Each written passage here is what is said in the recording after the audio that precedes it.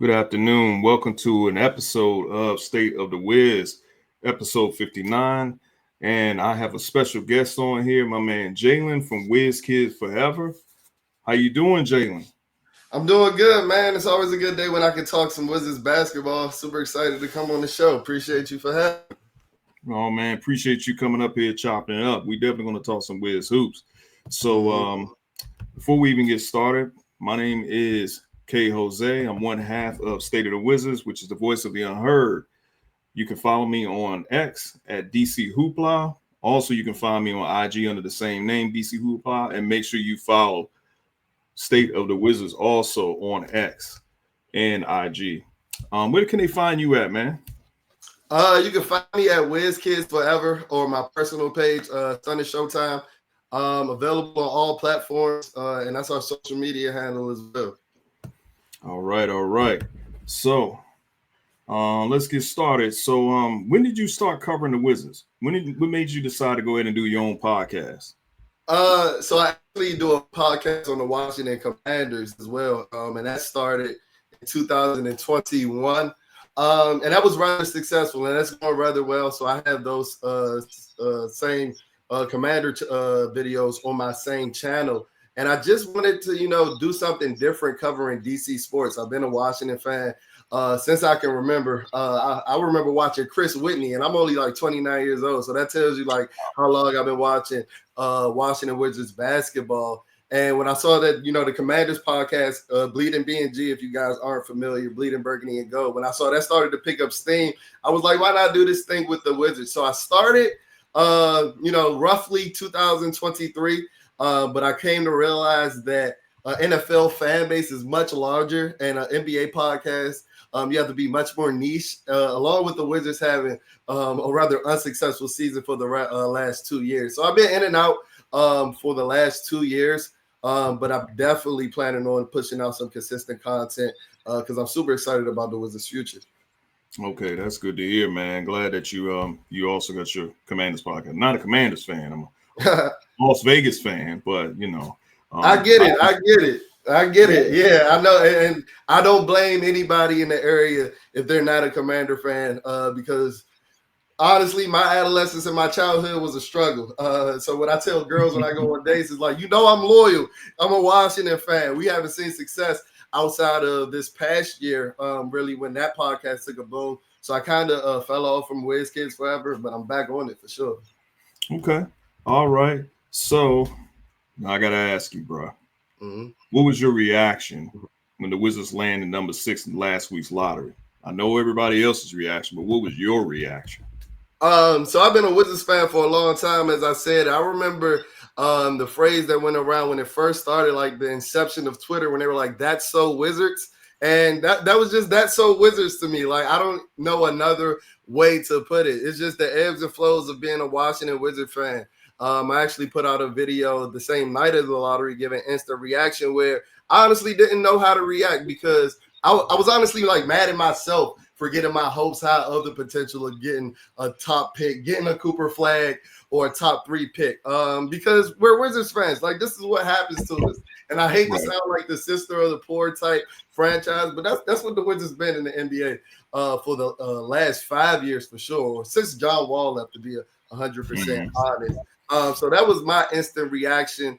And then after that, I knew that, the brass that we have in charge now with Will Dawkins and Michael Winger, they're going to put their heads down and get to work. This is what we brought them here for. So it wasn't as dire as it would have been if Tommy Shepard or Ernie Grunfeld were at the hill. How about you? So for me, man, I actually was mentally prepared that we wasn't going to get a top pick, even the second. I remember telling somebody offline, I said, man, I got a feeling we're going to pick anywhere between 3 and 6. Mm-hmm. And 3 would have been perfect. But then, we landed at 6. And my mindset was, okay, we didn't get the number 1 pick. We didn't get the number 2. They're not going to do any favors. However, we have a general manager that knows what the hell he's doing. So it's not Tommy Shepard or Ernie Grunfeld making the picks. It's actually Will Dawkins. And there is no guarantee, that we will sit at 6. So we have options. And we're definitely going to talk about it in the next question for us, who we take at 6 if we stay pat. But I didn't look at it as doom and gloom. I Mm-hmm. understood why a lot of fans did, but I was just not going to mentally prepare myself for the disappointment that I saw on X. See, I should have been talking to you before the lottery because honestly, when that card flipped at first and it said that we had the sixth pick, I was ready to jump off my balcony. I'm not even gonna lie to you, man. I'm not even gonna lie to you. So yeah, I need to go with that more level-headed approach, being that we are Wizards fans, right? And this is what happens to us. Yeah, I mean, it does. I mean, the only thing I will say is the fact that it was Dallas, San Antonio, and Philly in the top three. That really was the only thing that kind of stood out to me. But at the end of the day, I mean, the NBA wasn't going to do us any favors. However, this is what you pay your general manager for. Your general manager has to GM, and good GMs find talent. All you got to do is look at the current NBA right now in the Eastern Conference. The two superstars in the Eastern Conference weren't drafted by the team that they play for. So that's what you kind of hope for. So if we stay pat at 6, who would you like for us to pick? There's a number of different ways that I think that we can go just based off of how they've assembled this team. We've got a lot of left, and we know that Dawkins and Winger they fiend over like positional size and things like that. But I could see a guy like Derek Queen who bucks that trend and isn't necessarily a Oklahoma City type prospect. Fit in the Wizards. I envision Asar and Derek Queen front court being the front court of the future. And I'm not even saying that he's my favorite. There's a lot of different ways that you can go. I can see where Trey Johnson will make an impact on this team because we do need scoring. I remember in those 16 game losing streaks, we had 2 of those. We were barely cracking 80 points. And for a team that like plays fast, that's something that you really don't see in today's NBA. So there's a number of different ways you could go. I envision like Sar and Derek Queen big to big pick and rolls. That's a lot of playmaking. I know people have questioned the rebounding capabilities. I don't know why. I think Derek Queen is a strong rebounder. I understand it from Sar's behalf, but I think that those two are able to mesh and offset each other's skill sets well, where I could see him being the pick, even though some might deem that a reach. But Trey Johnson, I don't think he makes it out the top 5. But he's probably my favorite because, as I mentioned before, I think we need a bucket getter. Like, we need a bucket getter. And he can be – I'm not saying he's this type of player, but as far as, like, parallels to OKC rebuild, he can be the bucket getter that Shea is with, that type of scoring gravity. I'm not saying that he's that type of player, but just having that type of scoring gravity off the bounce, catch and shoot and things like that, I think we're missing that if we're trying to run an even parallel to, OKC's rebuild. I get you. Yeah, I like Derek Queen a lot. I agree with you as far as Derek Queen. He will do the things that Sar cannot do, as far as which is the rebounder. Derek Queen will play in the paint, whereas Sar can freelance a little bit more, mix it up where he goes outside. Of course, a lot of us would like him to probably shoot a higher percentage from downtown. I do understand some of the concerns when it comes down to Derek Queen, as far as his footwork. Is he a defensive type of player? Could he play the 4 or does he play the 5? I say Sar don't really want to play the 5. So Derek Queen can really create serious matchup problems. Him and Sar can create serious matchup problems. I'm going to be honest. I definitely would like for him to have a nutritionist. Keep his weight down, because that we can't act like he doesn't have a problem with his weight. He's slim now. I'm not going to sit there and say that, but I would just like for him to maintain that weight. Of course, I would like an athletic big man, and that's not him, but he can still get the job done in the paint. Trey Johnson, I'm with you. I think he's probably gonna be gone beforehand. I'm not really too big on getting a guard right now because we got so many. So I do feel that, and I know people also talk about Igor Demon out of BYU. I was just thinking today, I don't even know if he makes it to us. I'm not really too high on him either. He's more of a Josh Giddey type. That kind of fits Dawkins because he was there when Josh Giddey was there. It's just that front court help is what we need. So one player that I do like, and it sounds like he may slip, is Ace Bailey. We're here. We're here. I knew you were gonna say that. We're here. We're So here. with Ace Bailey, I know a lot of people question his IQ. I know a lot Mm-hmm. of people question the shots that he takes, but the kid has a lot of confidence. Mm-hmm. Yeah, he's very arrogant. We don't really have too many players that has that mindset. He's a bucket getter. Yes, he takes difficult shots, but how many players in the NBA can you say can take those type of difficult shots? So if he falls, I would like Will Dawkins to select him. But it all depends on what he does. But that's a guy that I think some Wizards fans really, really, really overthink it. All you have to do is just make sure you have the pieces in place to mentor the kid. So let me say this, and I'll let you chime in. So Philadelphia, I don't know whether it's true or not. They're looking to trade that pick. I think we should definitely put our name in the hat for that. And at first I was against it, but if Philly is going to throw in Paul George, that's a lot of money he's making. However, Paul George would mentor this kid. Mm-hmm. So I would be okay with him here if he's mentoring Ace Bailey. But I mean, come on, man. We need a half court threat. And that kid is a half court threat. And scoring in a half court, just like you said earlier about Trey Johnson, Bailey can get that bucket. Mm-hmm. If we run the right schemes, he can get the bucket. So if he falls to us, I don't think we should overthink it. But again, I'm not the GM. So I agree 100%. And I have been honestly thinking since the combine when his measurements came out and it was closer to 6'7" to 6'10", I was like, Ace Bailey's going to fall in this draft. And I agree with you. I was a part of that group that overthought Ace Bailey, but that's when I was thinking of us potentially drafting him at 2.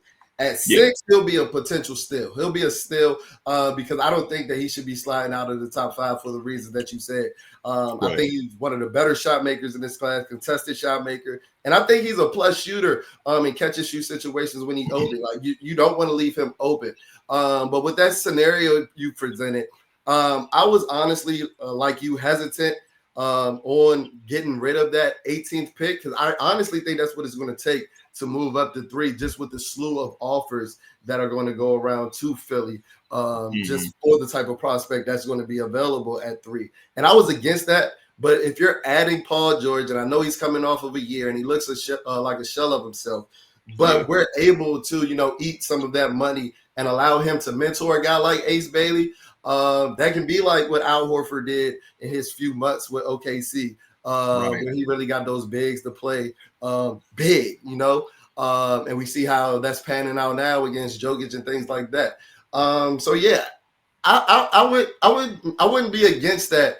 I don't know if this is necessarily my favorite move, the move that I would go to make, but I wouldn't be against that at all. And like I said, I wouldn't mind Ace Bailey as a prospect if we're selecting them at 6. Even if we're selecting them at 3, that tells me that, Will Dawkins and Michael Winger got their guy. Ace Bailey was their guy, and I have all the faith in those guys. So if that's their guy, I have no complaints, and I'm not about to storm the war room and tell them to pick somebody else. Right. So with the 18th pick, because you mentioned that, so we're picking 18. Let's just assume that we still have it, which we currently do as we speak. Who would you like for us to take? Who do you like at the 18th pick? Give me at least 2 players that you like at 18. I'm a big Yexel Lindenberg guy. Okay. I don't even know. Yeah, I don't even know what position to give him. He's like a Swiss Army knife. I guess he's gonna play the 4 in the NBA, but when his measurables came out, when he had over or near a set, he had about a 7'4" standard reach, standing about 6'9". This is a guy that had a 30-20, almost 5x5 game. So that just shows you the type of impact that he can have on the entire game. I just think he gives us the physical presence that we're in dire need of. I love Sarr, and I think I'm higher on Sarr than the consensus, but this isn't he's not the first guy that you want coming off of the bus. And if we're talking about like football terminology, because he's built like a pipe cleaner, right? That's not Yexel Lindenberg. He's built like the Incredible Hulk. He crashes the glass. He has soft touch. Really has range from like the elbow in, but with his form, I think he can become a 3-and-D type, Swiss Army knife type guy. I think a guy like Cedric Coward, who's rising up draft boards from Washington State, I think he sparks our interest as well as like a defensive first guard, a point of attack guard, somebody that can come and learn from Marcus Smart. I know Danny Wolf was mentioned earlier. Right. in the draft season and things like that. I think he might honestly not make it out of the lottery. But if he does, I think he's a good big to pair with Sar as well. Okay. Yaxel Lindbergh, was it Lindbergh? I have to do my research on him. I know shout out to my man, Professor Glover. He kind of hit me on him a little bit. So I'm he's not somebody I'm gonna write off. If he's a pogo stick, I'm not writing him off. We definitely need an energy guy. I like Rasheer Fleming out of St. Joe's. He's a guy that's who kind of mixes it up a little bit. I think he's 6'9", as a matter of fact, 7'5" wingspan. I forgot what his standing reach was something like 9 inches, something crazy. So I like him. Very energy guy. I like Danny Wolf as well. He's kind of like I see a little bit of Şengün in him when I watch his game. He can play inside out. He's not a bad player to have alongside of Sar, even to back him up. Sorber out of Georgetown is not bad either. I mean, we're sitting here talking about 6'10" guys. So I mean, I'm again, front court help is what we really need. So I actually like him. That's my third guy. So I think that might be it for me at number 18. I love the idea of Rasheer Fleming, and let me tell you why. My brother played on the circuit. He's playing college basketball as well, but he played with Rasheer Fleming's point guard right now, who actually set the all-time leading scorer record, Eric Reynolds, at St. Joe's. So I say that to say I watched a lot of their games.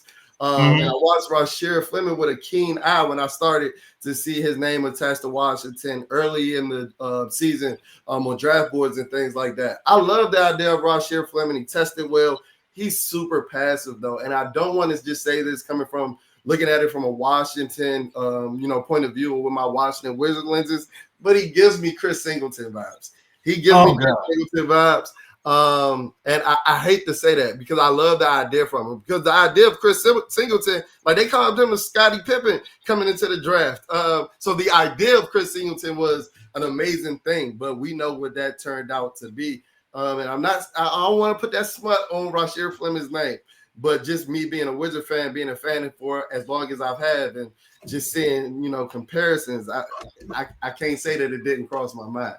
I mean, I get it. I mean, there's certain players that kind of give you that vibe. Like I kind of knew that Sar was passive aggressive. I think most of us knew that as well. You can see it in his game. With Fleming, I guess I didn't see that. But if you watched a little bit more games than I have, so if you saw that, then I'm not going to dispute that at all. But I get where you're coming from when you talk about that, because it makes me think of AJ Delbonsta for next year.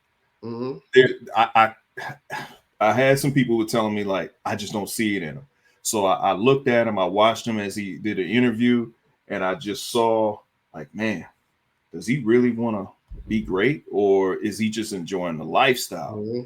And I hope that's not Fleming, where he just enjoys the lifestyle. I mean, because we've had players that came through here and that's all they enjoyed was the lifestyle, from guys like Nick Young to Andre Blatch to these guys have the tools, the talent, but then they just lack that passion.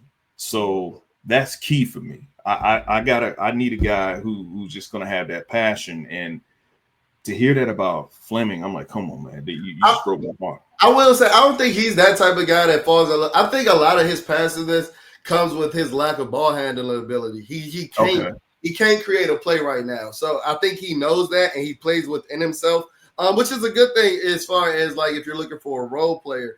But I do think there's a ceiling there. But his floor might be higher than some other prospects that you and I've talked about at 18. Okay, so you know who you just described just now when you just said that a little bit. That's what people would say about Bilal. Because I've always said with Bilal, like Bilal has it, he has it in his game, but it's just not consistent. I feel like a lot of times he plays on cruise control. And I'm like, somebody needs to like, who is it that's going to bring that out of him? Because it's all there. The tools are there. But I understand when some people look at him like, well, I'm just getting role player vibes. I'm like, okay, well, Bilal is going to have to change that. However, you're going to need a coach that's going to be able to pull that out of him. And it could be the same thing with Fleming. He might need a coach that's going to pull that out of him. So we have to see what Dawkins is going to go in that direction. I mean, with the players that we have so far, it doesn't seem like he wants players that's going to have a passive aggressive attitude. Mm-hmm. I agree. So we have a second round pick, I believe. I think it's like 40 or is it in the 30s? I'm not too sure, but I know we only got one. If we even keep it, we never know what's going to happen with that. Let's just say we do keep it. Who's a player in the second round with that second pick you wouldn't mind the team taking? I wouldn't mind a guy like Tyrese Proctor.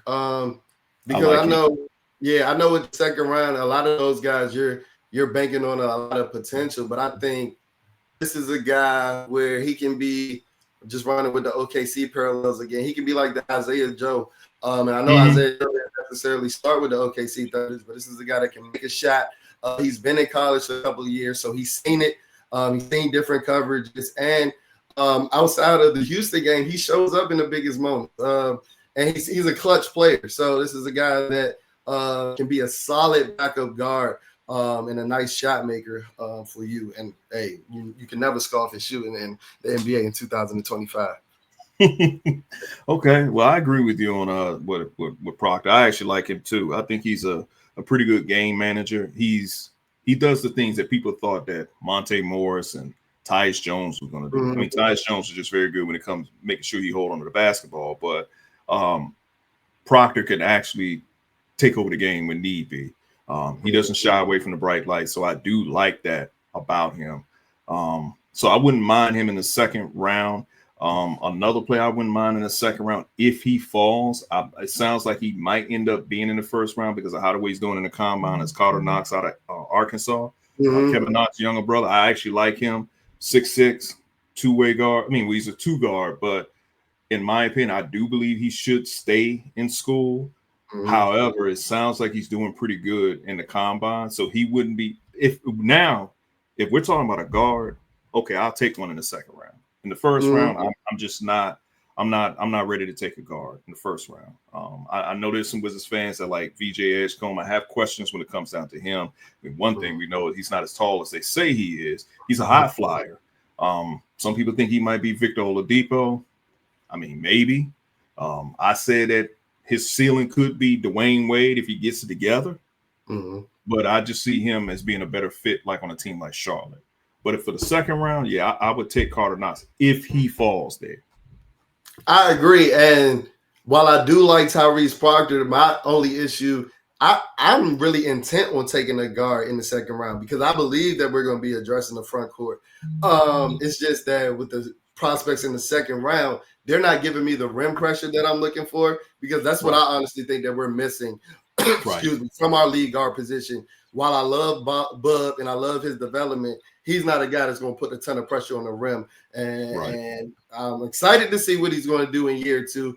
But even a guy like Tyrese Proctor isn't necessarily – because we see what we've seen in the playoffs what rim pressure does as far as beating coverages and getting guys open and things of that nature. Right. I agree. I mean, I know that with Bub, what is he, 19? I think he's 19 right now.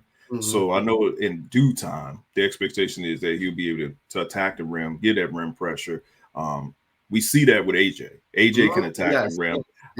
I think with AJ, as long as he continues improving his shooting, I mean, that's not going to be an issue. So that's the reason why I say with our guard play, I'm satisfied with. Even with Poole can get to the back. He can get to the rim whenever the hell he feel like it. The question is Poole, because this is a question I don't even have on the list. So now I'm going to ask you this. The question is, what do you think? Is Poole a part of this future? Do you think he's a part of this team? Or do you think if a deal comes in that we cannot refuse, go ahead and execute it? I think it depends on the deal. But for me, it's going to have to be a deal that we can't refuse. It can't just be outside of the lottery first round pick. I think Jordan Poole took that step in his second year with the Wizards where he showed that he's committed and he's capable of being a leader. And he's the best player on the team right now. Yeah, we got all these young guys that's developing and things like that. But Poole, if you look at his stats and look at he didn't play that many minutes and he sat out a lot of fourth quarters because we were tanking, you can imagine what he could do with a 34-minute a low night. I love Jordan Poole. I think he's the most exciting player that we have, and I think he's the most relevant player that we have across league circles. whenever you hear Washington talk to international media, they're talking about like Jordan Poole or Alex Sarr. While we love Bub and Bilal Coulibaly, excuse me, they're not necessarily passing the Q rating right now. And while we try to win games, you still need to get some people to come see you in those games too. And I think Jordan Poole is one of the few attractions that we had. Oh yeah, absolutely. I mean, he was 30th in scoring this past season. We putting up 20 points, grabbing 3 rebounds, almost average. Well, he averaged 4.5 assists. I mean, he had a pretty good season. He actually had a very improvement season compared to his first year in Washington, where there were quite a few fans that were ready to move on past them. So I like Jordan Poole. It would have to be a deal that we can't refuse in order to move on past Poole. I know he turns 26. So when you're thinking about that, we're going to possibly be drafting somebody that's either between the ages of 18 to 20. You start looking at it like, okay, Poole is starting to age out in the timeline. So maybe we need to get somebody at least 4 years younger. But whoever that player is, we don't know. I think with Dawkins, kind of how the way he did with OKC when they got SGA. SGA was kind of an unknown commodity, but look at him now. So I think if Dawkins does that, that's probably the way he's going to go. I mean, you look at a guy like AJ who was just thrown in the deal, and Milwaukee really didn't want to let him go. And we saw why Milwaukee didn't want to let him go. I was kind of high on AJ last year, but there's a lot of potential. I mean, he's a shifty guard that can get to the basket. And if we just got more rim pressure players as well as rim runners, I think we're going to be good for the future. So that's the reason why I'm kind of like, hey, man, let Will Dawkins do his thing. We kind of see what he's building up. I get it. We wanted Flag, or, I wasn't really, all in on Dylan Harper because we got enough guards. But I get why people want that franchise player. Maybe next year we get that franchise player, whether it be Elijah. Maybe we luck up and get the number 1 pick. I don't know. I'm not saying that we will, but maybe we might luck up. I mean, next year's draft is supposed to be considered better, so we shall see. That's a great point on AJ. Yeah, his game thrives on rim pressure, and I've honestly thought if there's been times that I said that outside of Alex Sarr, AJ might have the highest ceiling out of any of our youngins if it all hits. Like if he reaches his ceiling, where he's the player, his sliders are up to 100. I think he might have the highest ceiling outside of Alex Sarr out of anybody on the roster. Bilal, Bub, everybody included. So that's a great point on AJ. Dang, you're right. I do think that too. I mean, the potential for AJ is right there. He was working out with Paul George before he got drafted, and of course he was up there in Milwaukee with Giannis. So the potential for AJ is there. That's the reason why I'm not really too high on getting a guard in the first round. So I definitely feel that we should just focus on the front court. Again, it's Will Dawkins. It's up to him what he does. So, I mean, that's all we can go by, man. That's all we can go by. So I think this will actually conclude this episode of State of the Wizards because we kind of covered everything. But before we do that, you got any shout outs you want to give? You can follow me, like I said at the beginning of the episode, at Wizkidsforever. As I mentioned, we more consistent with the content, pushing out the content. So Instagram, discussions on Twitter, X, we like to call it by its biological name. But so discussion posts, going to be putting out my favorites for 6 episode on my channel, my YouTube channel. You can find that Stunning Showtime. But yeah, just look out for the videos. Like, comment, subscribe. I appreciate the support, and I enjoyed this episode for sure. All right, it was definitely impressive. Like again, you guys, y'all know where y'all can find me. Also follow my man Wizards Mafia, Wiz Takes, but follow him at Wizards Mafia on X as well as IG. Definitely like, share, and subscribe to this video. Catch you on the next one. Peace. Peace.